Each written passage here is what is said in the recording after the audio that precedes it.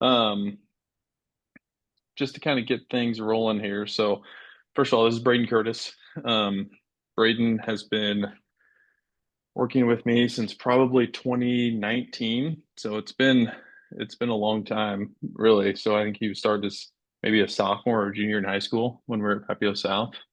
And now he's at UNO. I mean, I don't want to take all this thunder because I want him to talk here, but he's at UNO. He's been up to 94 and he's a stud. And many of you guys have met him.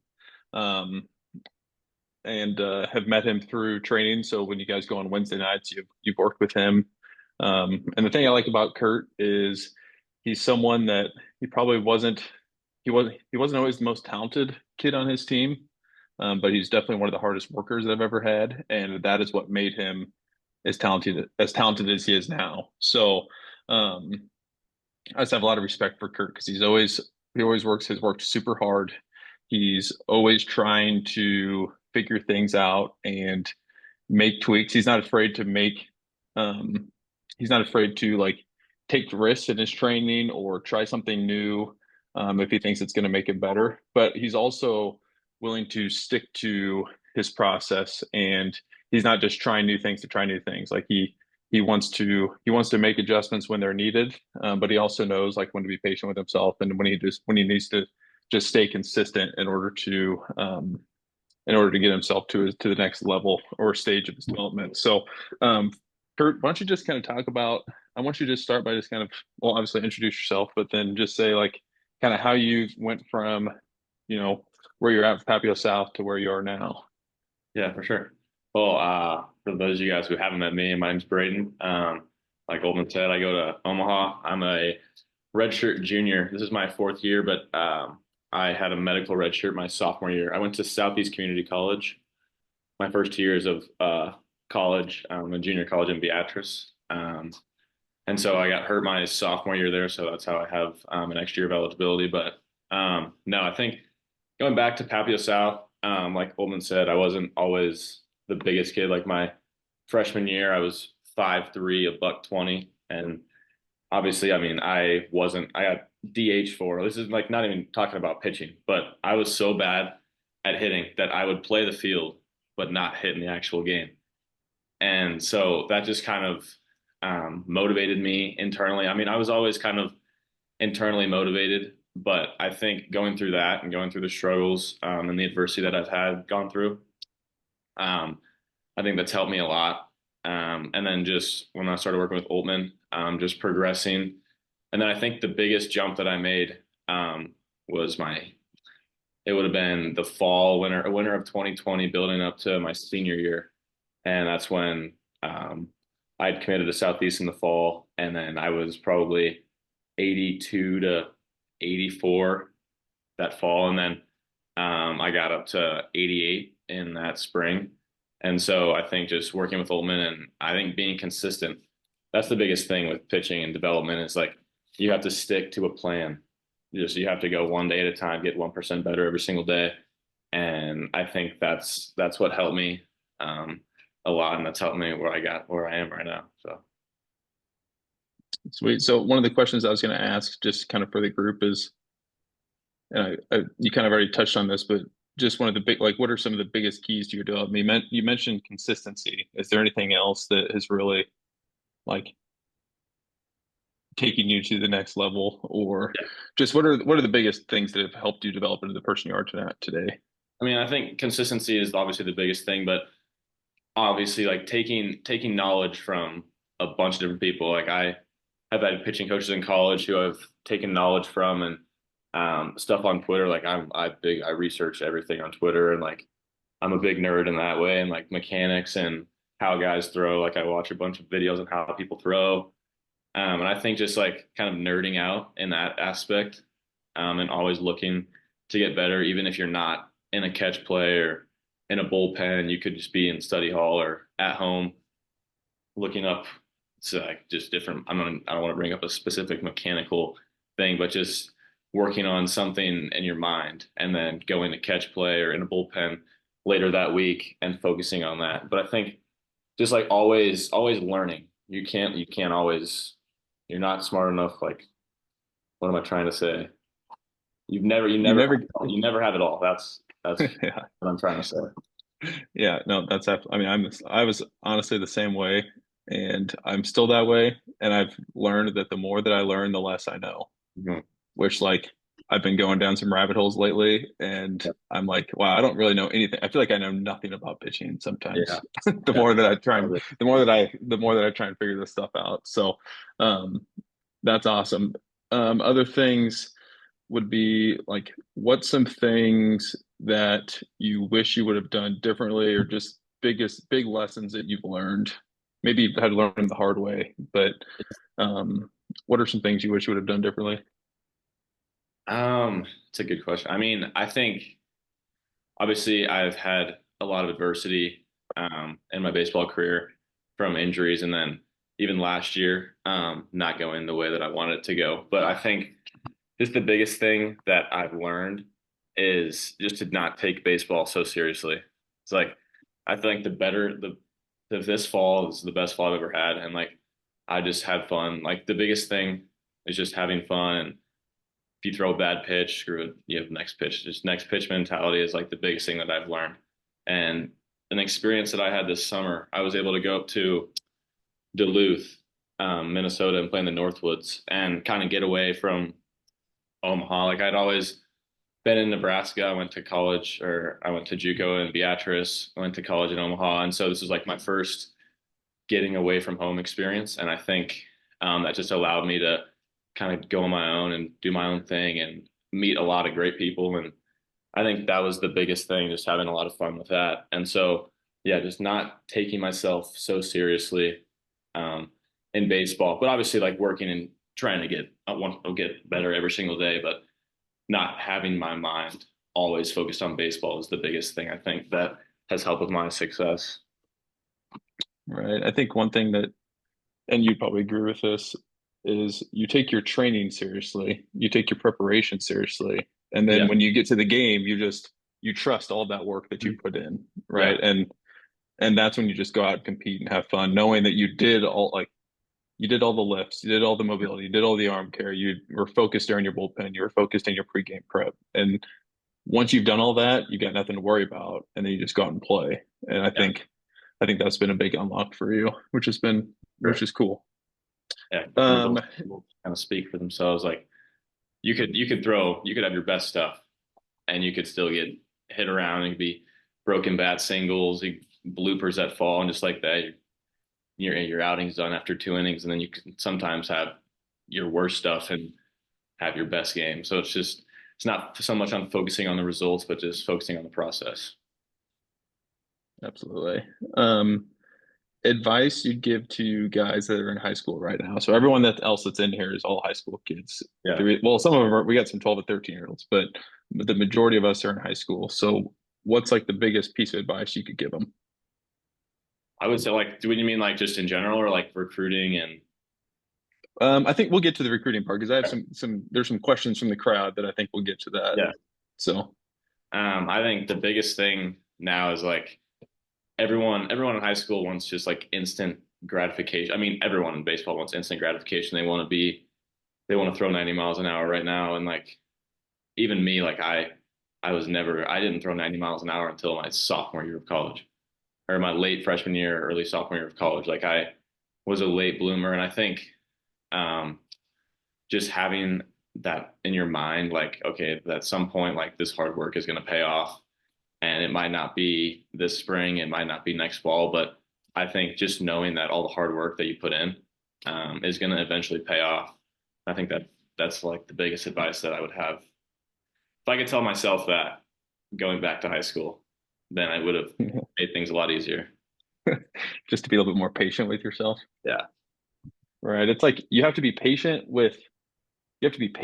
and understand like it's a long game that we're playing. Like we have a long runway for Yeah. development, but you also have to have a sense of urgency in the fact that like, hey, if I'm a junior, I have to be good enough at least to make it to the next level, right? Mhm. Like I have to train with urgency today because there is a certain like threshold of time where you will run out of time and you Yeah. have to be good enough at least to make it to JUCO or make it to Mhm. college. And then once you're in college, like, okay, perfect. I bought myself 2 more years right? Yeah. And then I got myself to now you're UNO, and now you got yourself 2 more years to hopefully play professionally, right? So Yeah. it's like you have to think, okay, I've got some time, right? You're not touching 90 until you're a sophomore in college. I was the same way. Like I was 88 as a senior and then didn't hit 90 until I was in college. Yeah. But, you just have to like trust that you have a long runway of development, but also train with the sense of urgency of like, hey, I gotta take care of business Um, today and get my work in as well. So Yeah. it's like balancing those two things that I think are super important. Okay, this question is from Brady Alderson. So what was the biggest adjustment you had to make going from high school to college? I think the biggest adjustment, I'll just say going from I'm gonna go comparing high school to we'll just compare junior college actually. Because I think the biggest thing about junior college is you really have to love baseball. Like it's 6 hour day. Like we lift at 8 a.m. You have class in the morning, then you're at the field from 12 o'clock to 6 o'clock every single day in the fall. And I think the biggest thing is not so much the work because I mean if you work hard to get there, you're gonna have that work ethic in college. But I think the biggest thing is just being consistent because you get there and you're like, oh gosh, like I'm where I want to be right now. And just not getting complacent, I think, is the biggest thing. And always like at Southeast, especially, it was a lot of it was on your own, like your development. They're going to give you the tools and stuff, but your development is on your own and how good you want to be.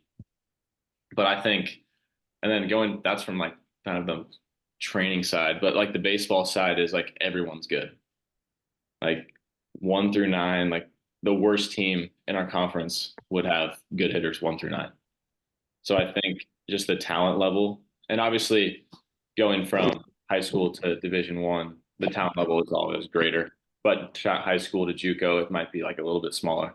But I think just knowing that everybody is good and not taking something for granted. So Right.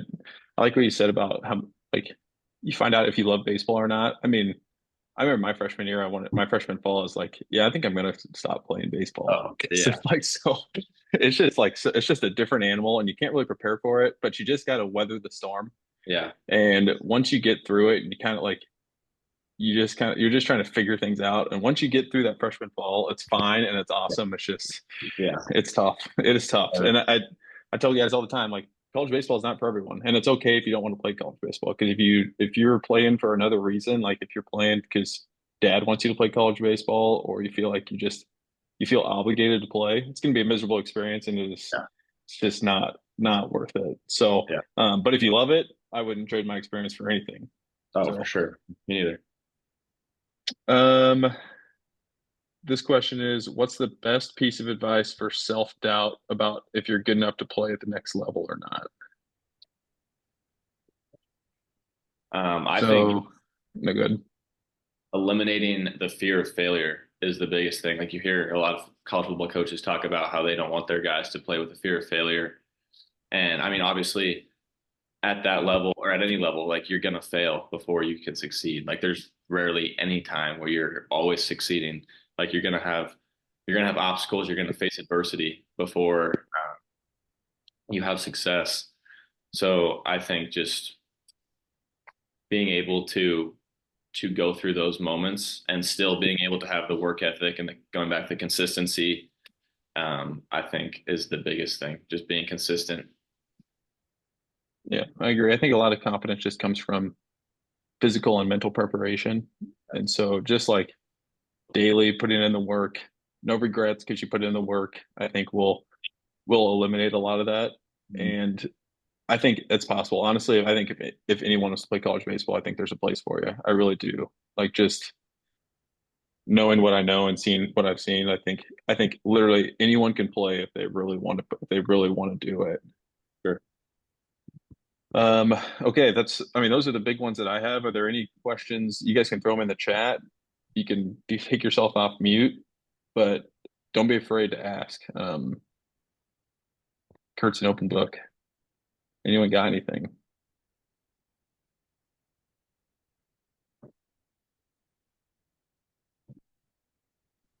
Grayson, you got to have a question. You got to be wondering something. Okay, what do we got? Who is it? I can't. I think my brother said he had a question. Oh, Cam. Okay, what do you got, Cam? Where are you at? Where'd you go? Is he not in here? Hardest home run you've ever given up? What's the farthest home run I've ever given up? I don't know. I've given up a few. Here, Suma. I mean, the farthest home run I've ever given up in high school. If you guys have ever been to Papio South, I know you guys, there's a lot of Titans in here, but I was pitching against the Monarchs my senior summer, and I gave up a bomb to left center that one hop uh, the football fence, and it short hopped the football fence in left center. So it was a bomb. I couldn't say how far it is, but It was a bomb. it was a bomb. Um, Cody C's got a question. After you know where you're going to college, how do you stay motivated? Do you set a new goal to chase, or how do you keep wanting to get after it? I think you can never stop getting better. I think there's always an area to improve, and like there's always, even if you don't say want to play or baseball professionally, like you can still have goals, like even your high school goals. I mean, a lot of guys want to have really good seasons. So I mean, I think playing college baseball is more of a long-term goal, and like obviously, like it's a great accomplishment. But I think you can still have your short-term goals that keep you motivated, and your process goals that can help keep you motivated, especially after you've already committed to a school or are getting recruited by a lot of schools. So I think just doubling down on like the short-term goals, um, since you already have a long-term goal completed.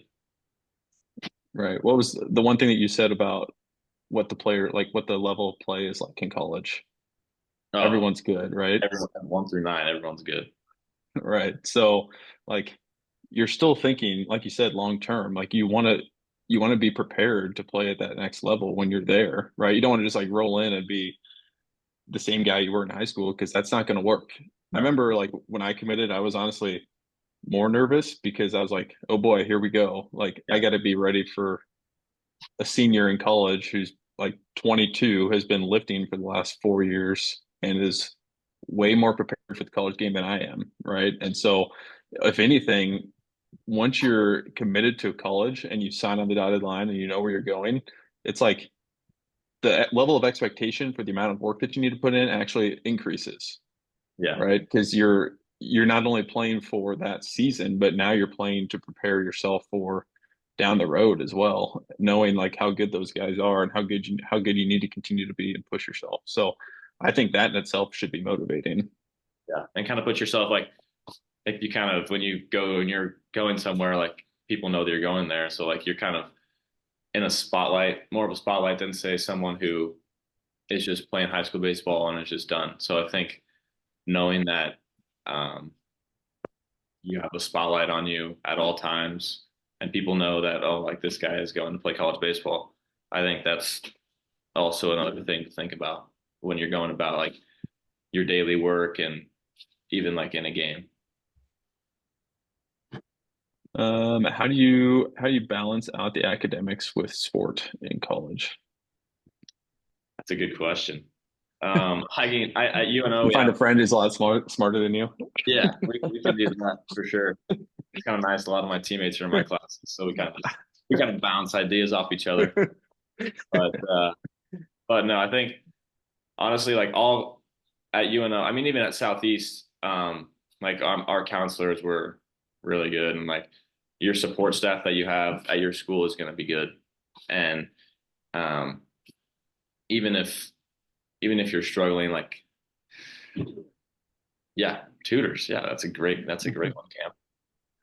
Tutors, yeah, but no, I think balancing academics and baseball can be hard, especially your freshman fall when everything's like going 100 miles an hour.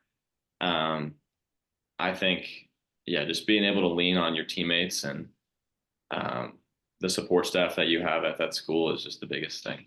It's kind of a stupid answer, but I mean, it's the truth. Yeah.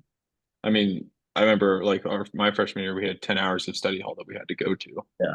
So if you couldn't get your work done in 10 hours of study hall, I mean, Oh, it's like, what are you you're not doing? gonna. You're just right. Like you almost don't even need the 10 hours. But yeah, I mean, it's just, I think, and obviously I didn't play in junior college. Like I think junior college is a whole nother beast because, you have no limits on practice time. And so, um, just making sure you get your work done is important because I mean the academic side is important. We talk about that in here, right, guys? We talk about how 95% of your life is going to be post career, right? And so that side is important. Like you're not just there to play baseball, right? Um, Obviously, getting your degree will have a huge impact on what you do later. So um, I think if it's important to you, you'll find a way. Um, any other questions anyone has for the good of the group?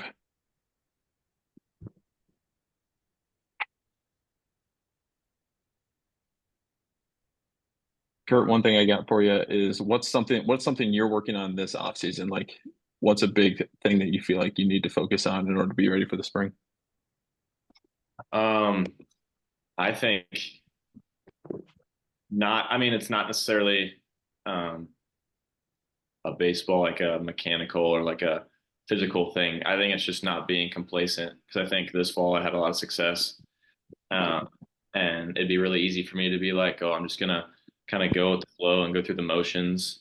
Um, but I think if you have success, like you still want to chase that feeling, and you don't want to get complacent. But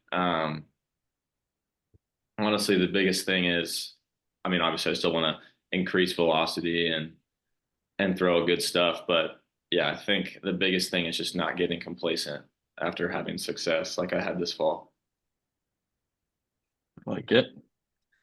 Anyone else? Those are all the questions that I have, fellas. So, Charlie, you have to have something. You got to have something, Charlie. You always have 1,000 questions. Um, you said you were 5'3", 120 your freshman year. How did you get bigger? I assume you're still not 5'3", 120. Thankfully, I'm not. But no, I think the biggest thing to that is consistency. I think what helped me a lot is going through adversity. Like my sophomore year of high school, I tore my ACL, and that's when I tore my ACL. It would have been in November, and I was like, all right, I'm done playing basketball. I'm just gonna focus on baseball, and so I got through that recovery, and I think that's the biggest jump when I saw that was probably from my junior to senior years when I hit a growth spurt and I started growing into my body. But I mean, it's just consistency and everything in the weight room, how you're eating. I know like you guys track all your calories and like all your meals and stuff. So I think just being consistent with that, and then over time, like it's not an overnight thing. Like lifting, getting stronger, more explosive. It's not overnight thing at all. Like it took me. I mean, I'm still obviously working on it. Like you can never be 100% at it. So, yeah, just being consistent and your goals and your process goals, and that'll get you to where you want to be. Like it. All right. Anyone else?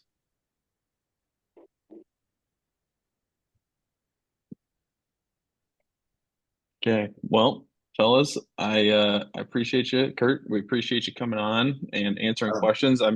My goal is to do this more often with just guys that either I know or I've worked with in the past that are going on to see success at higher levels and are playing at the level that you guys all want to get to.